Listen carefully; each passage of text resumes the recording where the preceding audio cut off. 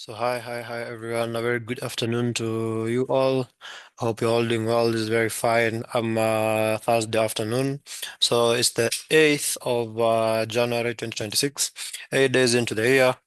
Um and probably the first official week into the financial markets. So this week we had quite a number of pairs that we were looking out for. And I did an outlook on Monday, just giving my insights and analysis on the various pairs that I'm expecting to see, or scout for potential opportunities across the various pairs. So I had shared my insights and analysis on what I am anticipating across the various pairs. And today I'm doing more like a review of or an update on those pairs because I took some positions, some I missed out on, but I will give you a well detailed breakdown of how they are how they're moving on um as per the analysis that I had as per the analysis that I had sent. Okay, so. Starting off, we can now get into consider I actually even shared the USDCHF. I shared the USDCHF right here on Discord. But let's get to see what are some of the reactions that have occurred on the various what are some of the reactions that have occurred for the various pairs. So starting off, we have USDCHF. So here is USDCHF. We are still quite bullish on this. So we saw price push to this is our area of entry. Okay, so we've seen price push to this first high. Okay, this is the first high that I'm mentioning about. Now, price has gotten to this first high and still has failed to break above this first high. Now, what I'm looking out for is potential, probably a slight retracement then, a potential push all the way back to these areas of 0.8600 areas. So that is what I'm working with. Remember the working range has been from this supply this supply area all the way down to this demand, with this supply being the origin of the drop all the way to this demand, and this demand being the origin of the rally all the way to this supply, like that. All right. So that has been the working range. So for this one, I'm still holding my positions, although I've already moved the stops into break even. So it's more of just waiting for more momentum to kick in during New York session. Also remember tomorrow we have the non-farm payrolls NFP, and cause some definitely it will cause some movements in it will cause some movements in the market.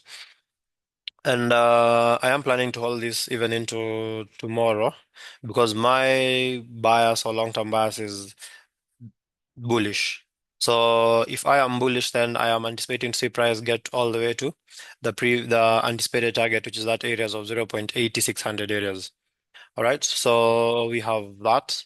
Then we can have a look at GBP USD. GBP USD had a very nice drop to the downside. I was looking out for some potential opportunities on this at these areas here, 1.35, 100. That was after these drop, like after we had this one here, I retest that and we had this. So when price was forming this, I was expecting to see probably price come back to these high before now, a push to the downside. But instead, price formed now lower high, then dropped all the way down like that. Okay, so we have this was a very solid setup. Okay. If I look at it from where price came from, if I look at it from where price came from, this is what you have. So because it's from here all the way down to this is about like 90, let's even call it 100 pips from here till here. Okay. It's more of 100 pips, but when this was happening, this was on Tuesday. So on 6th. So this will have been a very good retest at this area then. A push to the downside, then you can probably have your immediate targets inside this level. Either 1.34 to 100 or somewhere thereabouts. All right. But inside this demand, because you see on the 4 hour, this is a very key area of interest. It was a previous supply broken retested as demand, and you know how such kind of levels usually react. Okay, so we have that. Then we have Euro USD. Euro USD. So for EU as well, you're seeing quite a very strong push to the downside. So this is what we have on Euro. This is what you have on Euro USD. So price dropped. We had this retest here, push to the we had that retest then, push to the downside, retracement, then push to the downside. So I'm still expecting to see more bearish. I'm still expecting to see more bearish momentum. Coming all the way down to. We have these levels here. You have these areas here, 1.16 to 100. Then we have these areas here again based off this low. So it's these areas of 1.15650.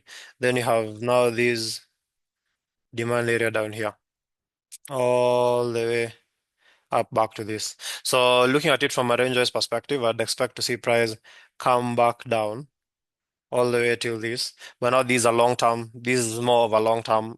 This is more of a long term kind of scenario. Okay. So if it's a long term kind of scenario, then you know that you're looking to hold this for quite a while. All right. So we have that. Then let's have a look at you. Huh. This is an EU. Let's look at USD CAD. We have USD CAD. So this one is already still pushing to the upside. So showing more bullish momentum, especially now when you had the break above here, retested now, this kind of scenario. So the first area of interest will be based off these lows, these ones here. Then the next area of interest, we have 1.39 thousand. Then the next area of interest is all the way to 1.39 600 areas up here. Okay.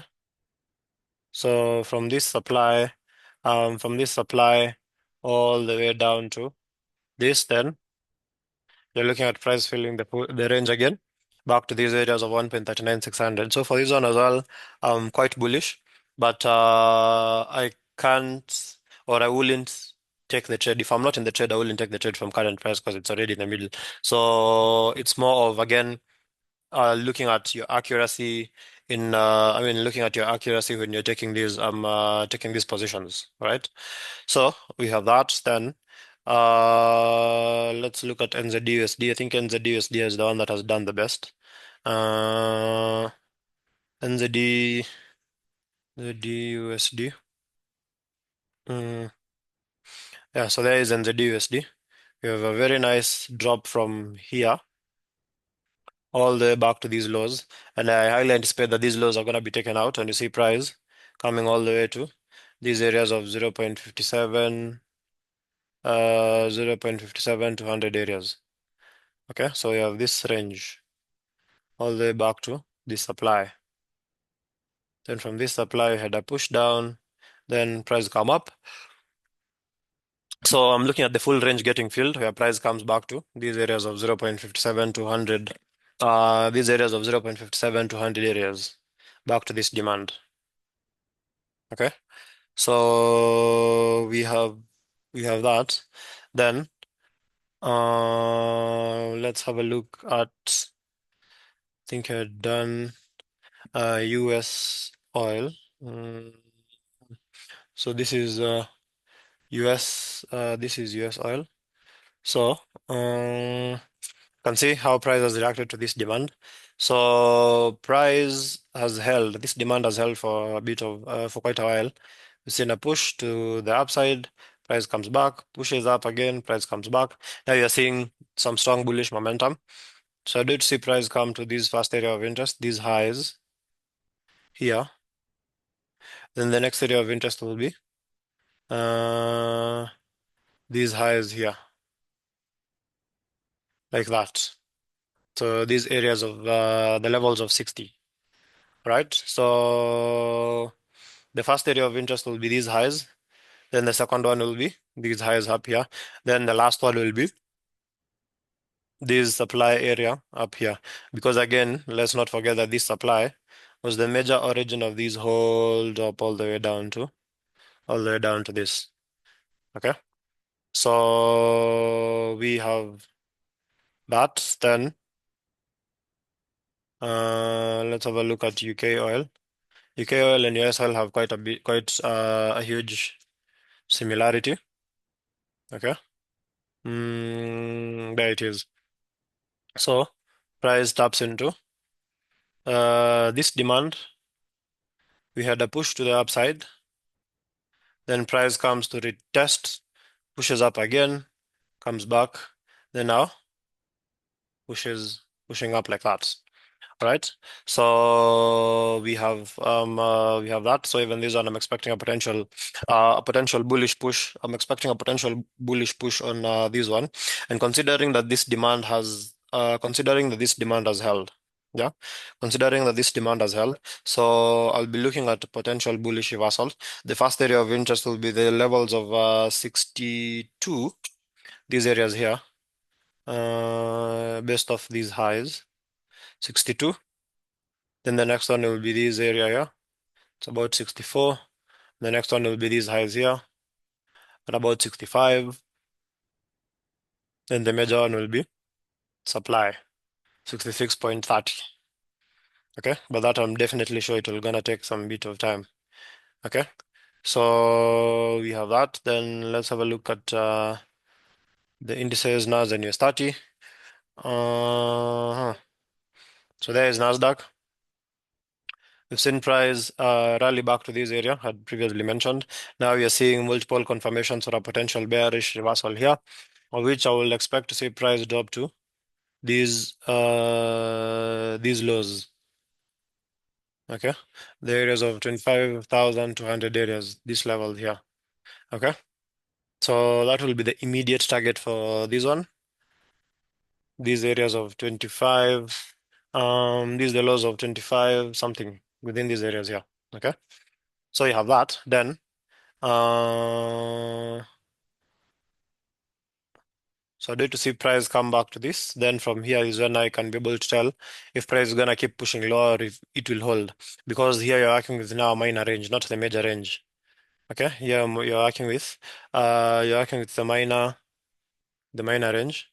Okay, then uh, mhm. So we have that. Then lastly, you have US30. Mhm. Probably I'm also gonna look at silver. So your start, you can see formed a new all-time high. These was the areas of 49,600. Price came back to this. So now I'd be looking for a potential bullish push from here, because usually when an all-time high is broken, it comes to retest the previous new all-time high before a potential continuation of the rally higher. So I'm looking at price at this, then a push to the upside. So probably back to these highs first. 49,600. Then from there, you'll be able to tell if price is going to keep pushing higher or not. But that is the structure. Then you can have XAG, which is now silver. XAG USD, like that. Can see actually price is really respecting these levels. So we had this minor ranges from this supply to this demand, and back to this supply, that range was filled. Then you see now price pushing to the downside, so I'm expecting to see a push all the way back to this demand area, 72.15045. Then once price gets to this area, we can now be able to see probably a potential bullish reversal back to this level. So it's a zone to zone kind of scenario from one supply to the next, from one supply to the next demand, from one demand to the next supply, like that. All right. So that's what we have, or that's what I've been looking at. So even as we wait for NFP tomorrow, okay. So even as we anticipate NFP tomorrow, this is my that is my outlook, or that is what I'm looking out for. Until now, once NFP is out, probably because now we'll have NFP, then we approach the end of the week. But for now, that is what I'm looking out for, and that is my anticipation. All right. So with that, guys, I'd like to wish you all a very great day ahead, or a very great week as well.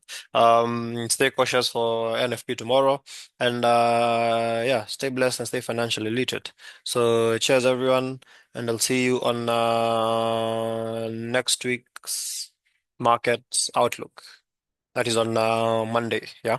So cheers, guys. I'm gonna see you next week on Monday. So thank you, guys.